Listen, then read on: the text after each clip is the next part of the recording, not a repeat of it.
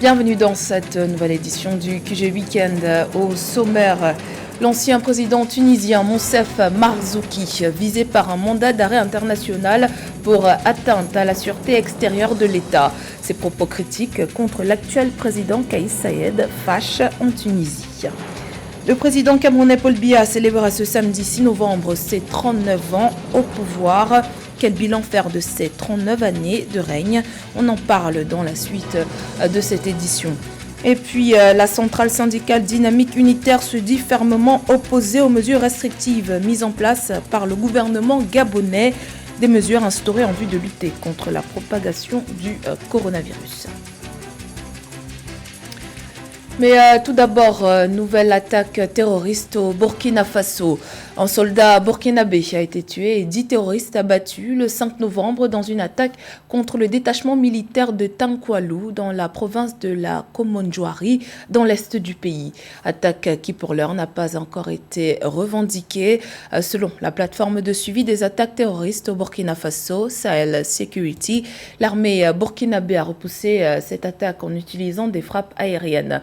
Depuis 2015, le pays est confronté à une montée des attaques terroristes qui ont fait de nombreuses victimes et plus de 1,4 million de déplacés internes selon les autorités. Un mandat d'arrêt international a été émis par la justice tunisienne contre l'ancien président tunisien Monsef Marzouki. Il est accusé par le gouvernement d'atteinte à la sûreté de l'État suite à ses propos critiques et ses prises de position sur le régime du chef de l'État, Kais Saied, qu'il juge de dictatorial. Le point avec Roberto Bokbe. L'ancien président tunisien Monsef Marzouki est frappé par la justice de son pays. Le 4 novembre, un mandat d'arrêt a été émis par le tribunal de première instance de Tunis. Cette décision fait suite à une de ses interventions télévisées dans laquelle Monsef Marzouki se félicite de la proposition du Conseil permanent de la francophonie de reporter le 17e sommet de la francophonie prévu les 20 et 21 novembre à Djerba, en Tunisie. Une attitude que le président Kais Saied juge de complotiste contre la nation. Ceux qui complotent contre la Tunisie à l'étranger. Celui qui porte atteinte aux intérêts fondamentaux de la Tunisie depuis l'étranger doit être accusé de complot contre la sûreté de l'État. Le mandat d'arrêt international à l'encontre de l'ex-président Monsef Marzouki intervient après que le président Kais Saied a demandé l'ouverture d'une enquête et le retrait du passeport diplomatique de Marzouki. Pour l'homme politique qui vit en France depuis quelques années, ce mandat d'arrêt vient confirmer les positions dictatoriales du régime de Kais Saied. Le mandat d'arrêt à l'égard de Monsef Marzouki est une façon de pouvoir l'interpeller et surtout ne pas lui permettre de dire n'importe quoi. D'où c'est excessif, certes, mais le pouvoir a choisi en tout cas de cette riposte-là. Rappelons que l'ex-président tunisien, qui a longtemps vécu au Maroc, s'est à plusieurs occasions opposé aux manœuvres algériennes à l'égard du Maroc et aux violations de droits de l'homme dans le camp de Tindouf. Et sur l'affaire du Sahara, Tunis a également rejeté les propos de l'ex-président tunisien sur cette question. Monsef Marzouki a été le président de la République de 2011 à 2014, année où il est battu au second tour de l'élection présidentielle par Béji Caïd Essebsi. Le président Paul Biya célébrait ce samedi ses 39 ans à la tête du Cameroun. Premier ministre à l'époque, il accède au pouvoir le 6 novembre 1982 après la démission du premier président camerounais Amadou Ahidjo intervenu le 4 novembre. Surnommé le Sphinx, le président camerounais reste un personnage énigmatique selon de nombreux analystes. Roberto Bokbe. Paul Biya, le président de la République du Cameroun, célèbre ce 6 novembre 39 ans à la tête du pays. Une 4e décennie qui marque l'ultime virage dans la matérialisation de nombreux chantiers entamés depuis 1982. Les plus marquants sont les barrages, dont ceux de Lompangar et de Memveleux, le port autonome de Kribi, la centrale à gaz de Kribi, le 2e pont sur le Vouri et dernier en date, des infrastructures sportives modernes qui s'apprêtent à accueillir la 33e Coupe d'Afrique des Nations de football. Paul Biya apparaît comme le maître du jeu politique, non seulement parce qu'il a transformé, il faut le dire, le Cameroun sur le plan démocratique, mais aussi il a réussi à maîtriser le personnel politique aussi bien dans son parti qu'en dehors de son parti et de l'opposition. En un mot, c'est le bâtisseur de l'État camerounais démocratique. Le 6 novembre 2021 marque également 39 ans de pouvoir fait de victoires, mais aussi de phases moins attrayantes. De la dévaluation du franc CFA aux vagues de privatisation des sociétés d'État, de la grève de la faim en 2008, en passant par la crise de l'emploi jeune, le règne du président Paul Biya a connu bien de revers. Revers dont le premier est expérimenté 2 ans seulement après son arrivée au pouvoir. En avril 1984, le président Paul Biya fait face à une tentative de coup d'État.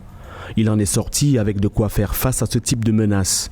Au nombre de menaces, Boko Haram à qui il n'hésite pas à déclarer la guerre. Plus récemment, la crise anglophone. Une guerre qui, sous une toute autre réalité sociopolitique, continue de sévir dans les régions du nord-ouest et du sud-ouest du pays. Et ce malgré les efforts consentis par le président Paul Biya, parmi lesquels l'organisation du Grand Dialogue National en 2019. Rappelons que c'est Paul Biya qui est le maître du jeu. Première perspective, il construit et prépare sa succession dans le parti. Avant la fin de son mandat, il passe la main à une personnalité politique connue et auquel cas, il prépare la succession à travers le parti. Deuxième perspective, il ouvre totalement le jeu. Et je crois que tout cela paraît tout simplement clair parce que plus que jamais, comme je l'ai dit, il reste et demeure l'homme de la situation. Et je crois qu'aujourd'hui, le président Paul Biya, une chose est sûre, aura réussi au moins à écrire l'histoire politique du Cameroun. Le Rassemblement démocratique du peuple camerounais, RDPC, parti du président Paul Biya, marque les observateurs du point de vue de son implémentation à travers tout le pays. Le parti du flambeau continue de porter l'homme du 6 novembre depuis des décennies. Un soutien qui n'a pas encore fini de faire ses preuves. Le 31 octobre 2021, des militants du RDPC à Monatélé, une localité non loin de Yaoundé, ont appelé le président Paul Biya à se porter candidat à sa propre succession pour l'élection présidentielle prévue en 2025. Toujours dans l'actualité, nouveau rebondissement dans le conflit opposant le gouvernement fédéral éthiopien aux rebelles du TPLF. Dans un communiqué, l'armée éthiopienne a appelé vendredi 5 novembre les anciens soldats à rejoindre ses rangs pour combattre les rebelles. Un appel intervenu à la suite de la montée des tensions et des affrontements avec le Front de libération du peuple du Tigré et des groupes alliés. Rappelons que vendredi, 9 groupes rebelles éthiopiens dont le TPLF ont annoncé qu'ils avaient formé une alliance contre le gouvernement fédéral dirigé par le Premier ministre Abiy Ahmed. Par ailleurs, le Parlement éthiopien a approuvé le 4 novembre l'application de l'état d'urgence dans tout le pays suite à l'avancée des forces du TPLF dans la région Amhara. Au Gabon, les mesures restrictives anti-Covid-19 mises en place par les autorités ne font pas l'unanimité. L'accès aux lieux publics notamment qui sera conditionné à partir du 15 décembre prochain.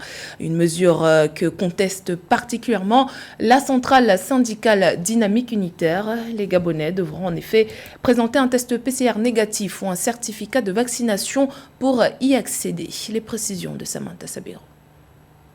Les nouvelles mesures anti-Covid-19 qui avaient été récemment annoncées par le gouvernement gabonais et qui prendront effet à compter du 15 décembre 2021 continuent de susciter des réactions. Dans ce sens, la Dynamique Unitaire, l'une des plus grandes centrales syndicales des fonctionnaires du Gabon, proteste contre les mesures sanitaires imposées par le gouvernement pour lutter contre le Covid-19. Décision qui a été prise tout dernièrement par le gouvernement pour davantage, on peut le dire, asphyxier les populations pour lutter contre la Covid-19. Les syndicats n'ont pas salué à juste titre ces décisions prises par le gouvernement élu par le ministre de l'Intérieur et le ministre de la Santé.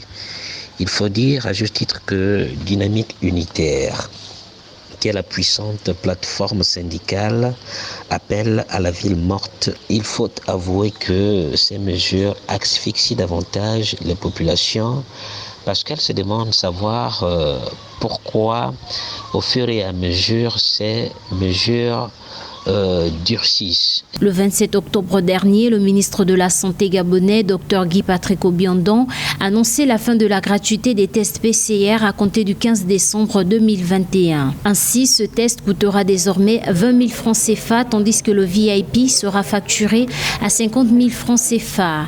Dans le même temps, l'accès aux lieux publics, administration, entreprises, restaurants et snack-bars, à compter du 15 décembre 2021, sera conditionné par la présentation des tests PCR négatifs ou des attestations de vaccination. Et malheureusement, les élus du peuple, que ce soit les députés ou les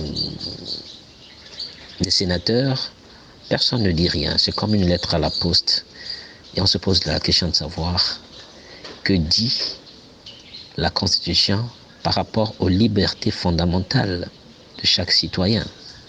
Personne ne s'y préoccupe.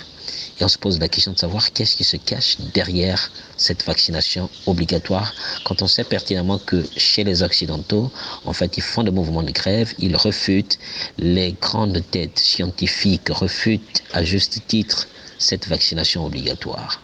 Qu'est-ce qui se cache derrière cette vaccination obligatoire? Là est toute la question. À cet effet, la dynamique unitaire a lancé un appel en exhortant tous les travailleurs à rester chez eux et que les parents d'élèves et d'étudiants devront garder leurs enfants à la maison. Le mouvement syndical marque sa solidarité et son entière disponibilité à toute initiative visant à mettre en place un front commun de résistance contre le gouvernement dans sa gestion de la crise sanitaire.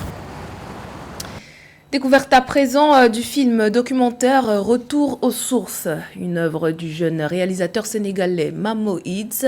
À travers le 7e art, Mamo Hits analyse les enjeux du retour des diasporas en Afrique. Siemno Victoria Seji. Retour aux sources. Un récit de regards croisés retraçant le trajet périlleux mais inspirant de jeunes Africains et afro-descendants de retour chez eux. À travers le film documentaire qu'il vient de faire sortir, le jeune réalisateur sénégalais Mamo Hits présente l'émigration ou l'expatriation comme un trajet instructif.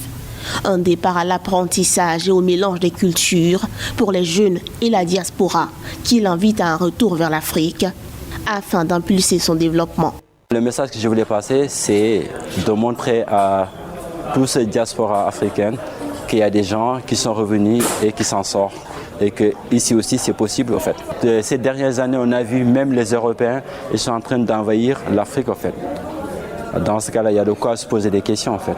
Et il y a plein d'Africains de la diaspora qui ont envie de venir, mais ils ont la peur au ventre en fait. Et le fait de montrer ce film, peut-être ça peut les motiver de venir. Dans son film documentaire, Mamo Hits a donné la parole à 4 jeunes entrepreneurs passionnés du continent. L'auteur, compositeur et interprète Mao Sidibé, qui après 22 ans passés en Europe, est revenu en Afrique fonder sa structure de production audiovisuelle. L'entrepreneur a Diagnakou, né et ayant grandi en France, mais qui a décidé de s'installer à Dakar, où elle travaille comme directrice des programmes d'accompagnement de projets. Le styliste Chira Sigil de la marque iconique Sigil. Enfin, la designer futuriste Célie Rabican, dont les créations ont conquis d'importantes sommités mondiales. C'est une production importante pour moi parce que déjà ça nous permet justement de raconter notre parcours et de raconter aussi notre expérience qu'on peut partager. C'est différent de partager avec les gens du quartier et un film l'amène beaucoup plus loin, donc du coup le partage est beaucoup plus large. Pour moi aujourd'hui l'Afrique c'est l'infini des possibles, c'est les opportunités, donc il ne faut pas hésiter à les saisir ou en tout cas si on n'arrive pas à les saisir, à s'ancrer, à créer soi-même des opportunités pour un avenir meilleur. Retour aux sources de Mamo Hits, tournée en pleine capitale dakaroise, pose surtout la problématique de l'émigration en tant que phénomène naturel. Une manière de déconstruire les préjugés qui conduisent certains à strictement la décourager. Toutefois, si partir est un droit, bien partir est à encourager.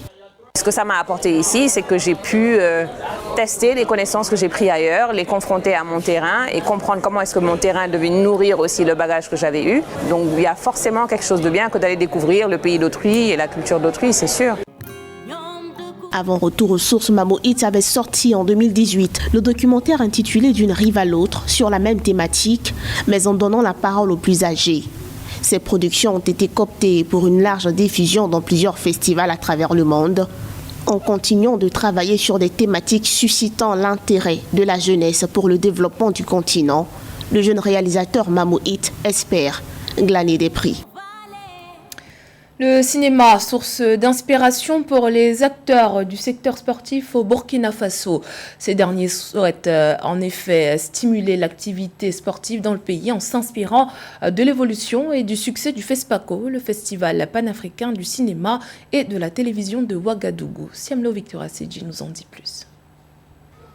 Le cinéma et le sport font rêver et le Burkina Faso, tout comme cela est une réussite pour le traditionnel festival panafricain de cinéma de Ouagadougou FESPACO, travaille à créer une industrie des sports et des loisirs pour en faire une activité économique rentable.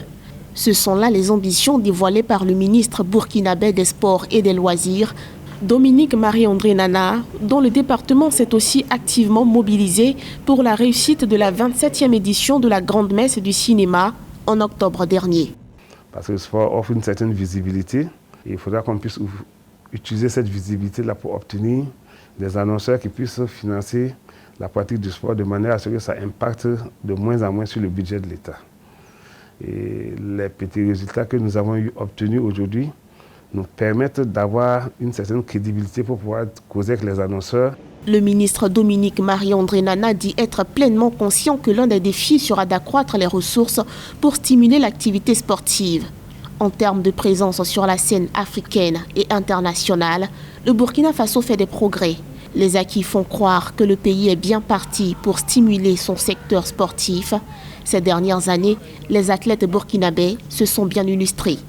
Rien qu'en 2021, nous avons été au CHAN au Cameroun. Nous avons été à la CAN des U20 à Mauritanie. Nous sommes qualifiés pour la CAN senior qui va se dérouler au Cameroun en 2022. Nous sommes toujours dans la course pour la qualification pour Qatar 2022. Tout ça, c'est en football. En cyclisme, on a participé à plusieurs tours et remporté la plupart des tours, sauf au Cameroun où on a quand même eu quelques incidents techniques qui ne nous ont pas permis d'être à la hauteur. Nous avons remporté la première médaille olympique de Burkina avec Hugues Fabrice Zango le 5 août. Nous avons Aywan Bibi qui est 2 fois champion du monde et qui est le recordman du monde et considéré comme l'homme le plus fort. Du 4 au 8 novembre 2021, le Burkina Faso abrite par ailleurs le championnat d'Afrique de pétanque. Une compétition dont il avait déjà décroché le trophée continental en 2007 au Bénin lors de la première édition. C'était le journal de la rédaction. Merci pour votre fidélité. Dans un instant, une nouvelle édition de l'actualité sur Africa 24.